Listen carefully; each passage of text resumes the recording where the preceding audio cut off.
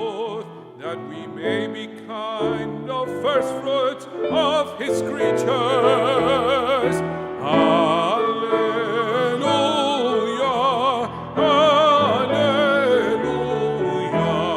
alleluia, alleluia.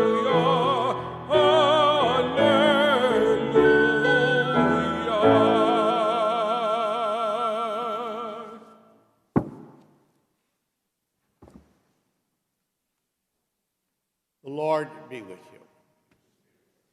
A reading from the Holy Gospel according to Mark.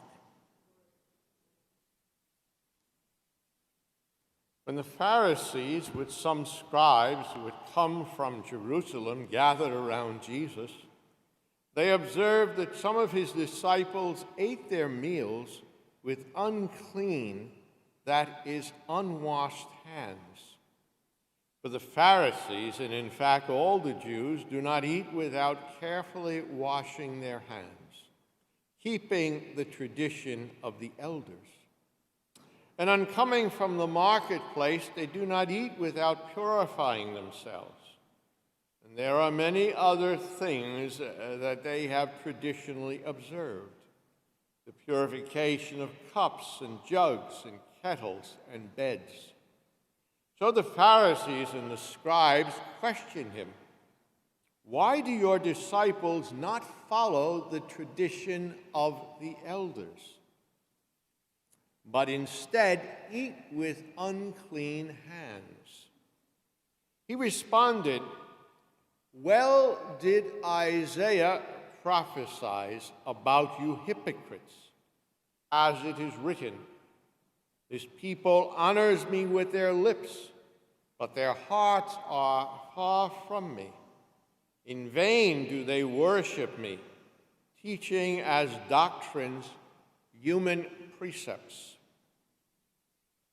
You disregard God's commandment, but cling to human tradition." He summoned the crowd again and said to them, "Hear me, all you, and understand. Nothing that enters one from outside can defile that person, but the things that come from within are what defile. From within, from their hearts, come evil thoughts, unchastity, theft, murder, adultery, greed, malice, deceit, licentiousness, envy, blasphemy, arrogance, folly. All these evils come from within, and they defile." The Gospel of the Lord Jesus.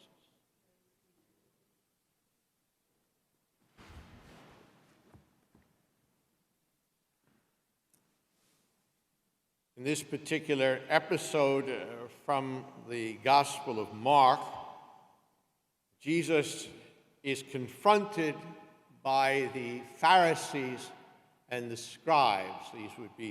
One would be a group that had a very strict interpretation of the Jewish law, the Pharisees, and therefore were very judgmental against those who did not observe everything to the exact. The scribes would be people who wrote commentary on the law.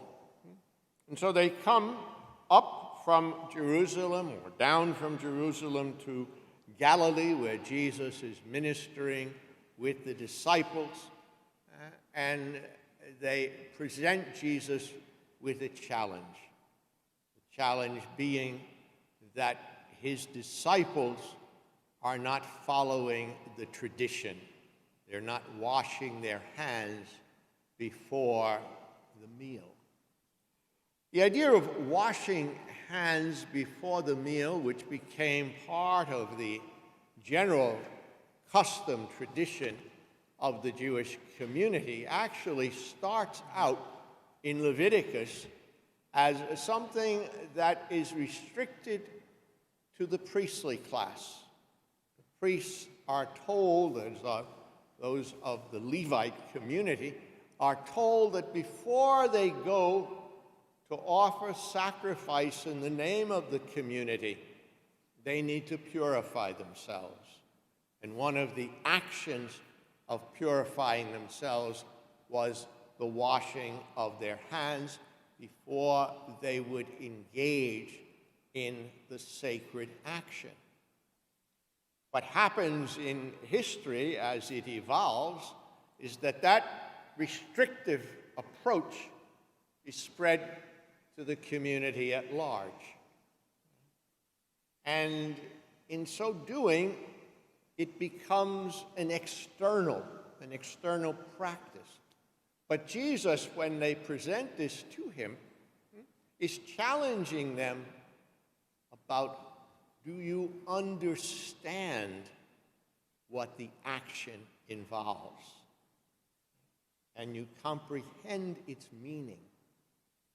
And I think that's really what Mark is lifting up for us here, because certainly in the teaching and the practice of Jesus, there is always that effort to draw us ever deeper into the understanding. And so if you would take what became common practice, you would say that the idea of washing their hands before sitting down for a meal was a way of giving expression to the fact that the activity they were going to engage in had some level of sacred, that it wasn't just ordinary, but that it had some level of sacred.